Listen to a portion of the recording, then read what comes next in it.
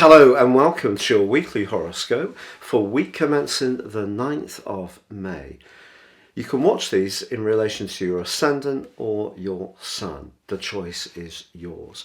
I'm going to give you a broad overview of the exciting potential this week gives us all, and then please stay with me. I will dive deep to give you in forensic detail each of the 12 zodiac sign forecasts. Now, of course, as this week begins, we're still essentially in Taurus season, with the sun in that sign. But Mercury, the planet of communication, recently moved into the sign of Gemini, one of two that it governs. And of course, Tuesday of this week, Mercury does go into a retrograde.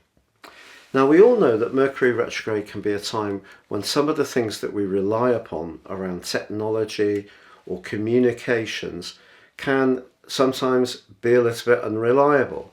But Mercury retrograde is also an opportunity to try to resolve any strand in our situation that needs a little bit more attention to detail.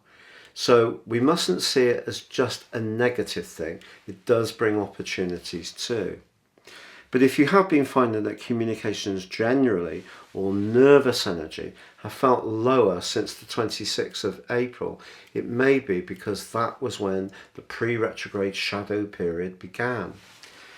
Now, of course, this retrograde begins in Gemini, but on the 23rd of May, Mercury retreats back into the sign of Taurus. So I think we're all thinking a lot at the moment about costs, and particularly the solar eclipse, which occurred on the 30th of April for most major centres of the world, did combine very closely with Uranus, and of course was linking in a positive way with Mars. But we're in a period where it seems a big reset is coming, and I think we're going to see even more signs of that on the 16th of this month, when we have the total lunar eclipse in Scorpio. Now, if you want to watch the in-depth video on that I've recorded, please see the link beneath this video, because I think it's going to be one of the most important events that we've had for many a moon, literally. But back to that Mercury retrograde. So it is going to be retreating in its retrograde through to the 3rd of June. 2 signs it goes through in that time. By the 4th of June, it will come out of shadow. So I think when it comes to those resources, we need to be particularly conscious of where we're spending our money, but we also need to perhaps track our transactions in a very precise way. Now, of course, Jupiter also moves sign on Tuesday of this week, transversing into the sign of Aries. Aries is the sign of opportunity. It's the first zodiac sign, and of course it's fiery.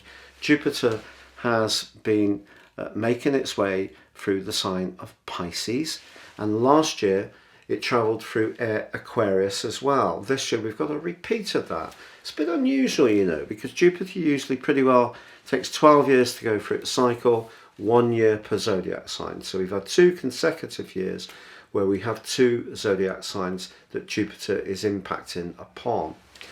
Now, Jupiter is about that sense of optimism and self-belief, and it can be the planet of fortune if we work well with it. And it is going to be in the sign of Aries through to the 27th of October. And the reason it then goes back into the sign of Pisces is because on the 28th of July, it goes into retrograde. Now that's going to end on the 23rd of November, and then on the 21st of December, Jupiter will come back into Aries. So again, we've got this sense of the emotional and spiritual dimension, which was really boosted by Jupiter combining with Neptune on the 12th of April. And some astrologers saw this as being a very significant event. And certainly for those people that are wanting to move above just living in the more material plane, I think it did give us great opportunities. But we've also seen that just because that spiritual conjunction was occurring, it didn't mean to say that all the things in the world were turning out exactly in a spiritual way. So Jupiter moving into Aries provides much more thrust. And if there is something that we need to develop a new energy around, then this is going to be a very significant change. But the middle of this week is also terrifically significant because by next Monday, the 16th of May, we're going to have that total lunar eclipse in the sign of Scorpio, and it is going to be squaring up Saturn, and the square between the Sun and Saturn begins in the middle of this week. It's much closer by next Monday, and that's going to be a key event. And if you want to check out the lunar eclipse video that I've recorded, please see the link beneath this video, because I think this is going to be a big reset around resources and how we consume things. And I did predict this last autumn, and this is going to be a major event, but it begins to show its impact in the middle of this week.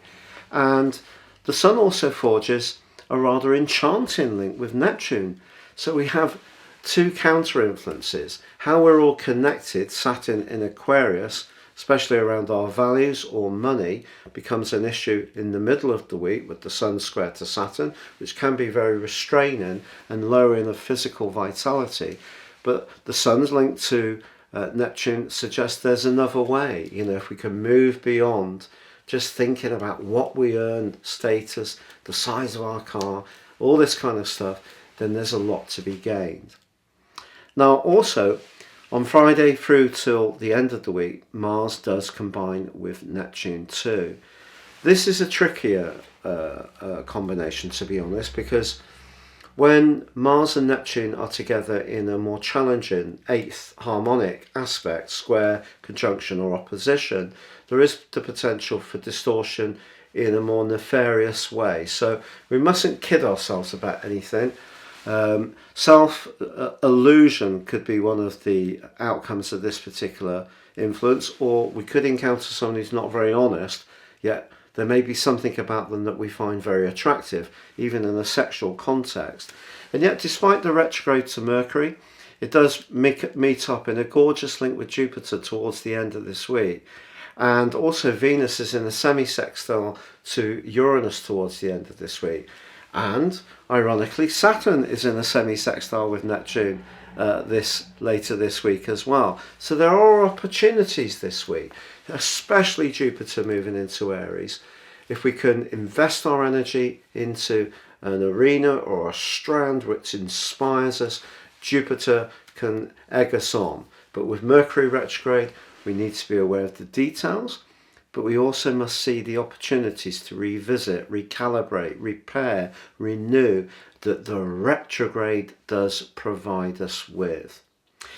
Now, if you'd like to ascend above this Zodiac broadcast and understand more serious astrology, if you give me 3 pieces of your personal information, I can give you a roadmap that can guide you for the rest of your life, plus a more specific forecast for the next 12 months, and give you 30% off with my special offer. Please see the link beneath this video. But if you've yet to subscribe to my channel, I'd be honoured if you did so now. Please click or tap on the bell notification symbol. But please stay with me now for your in-depth forecast. Hello Capricorn, and welcome to your weekly horoscope for week commencing the 9th of May. Now, if you'd like a new home, a new addition to the family, or you want to develop your emotional contentment, you have a glorious opportunity over the months ahead, with Jupiter having entered on Tuesday the sign of Aries. Now, of course, Jupiter is going to go into a retrograde later this year on the 28th of July, and will retrace its steps moving back into Pisces. But by the end of this year, if any of those objectives that I mentioned are really important to you, you have a glorious opportunity to bring them into reality. And of course, initially with Venus also in the sign of Aries, if you find yourself up for some kind of redecoration or buying some new furniture, remodeling your home in some kind of way, you can do so with a real panache in the weeks to come. Now this week also sees the Sun continue in your sister Earth sign of Taurus, along with Uranus, pretty close to the Sun on Monday. Then they stretch out, and of course the North Node. But the Sun does come into conflict with your ruling planet Saturn later this week. If you are concerned about your financial situation, and let's be honest, many of us are, then I think you're going to find yourself really in the mood to find more and more economies and be a bit more creative with your budget later in the week. But it may feel a little bit unpleasant, but once you get into it, you may start to find some more creative angles which actually really start to be something that you can get into. But of course, with Mercury in retrograde from the second day of this week on Tuesday as well, Mercury very much about those details, very much about communications. But in the sign of Gemini for you, this is about your more practical situation. So precision around things like appointments, but expect there to be rejigs in these areas. However, there is also the combination between Mars and Neptune later this week, and they're forging a really beautiful link to the Sun. If you need to choose your words carefully to express how you feel to someone in a very sincere way, you could do so in a way which really has quite an impact on them. Mars conjunct Neptune can be quite complex. Mars is about our desire, Neptune is a more spiritual, more ephemeral type of influence. It could be that you're thinking about a new mode of transport, for example. And I think the square between the Sun and your ruler Saturn is saying, don't take any big risks with capital at the present time. I think, you're someone who can be pretty cautious by nature, and I would really veer to that side of your personality this week. But equally, there could be an opportunity to think about how you express your ideas and do so with aplomb.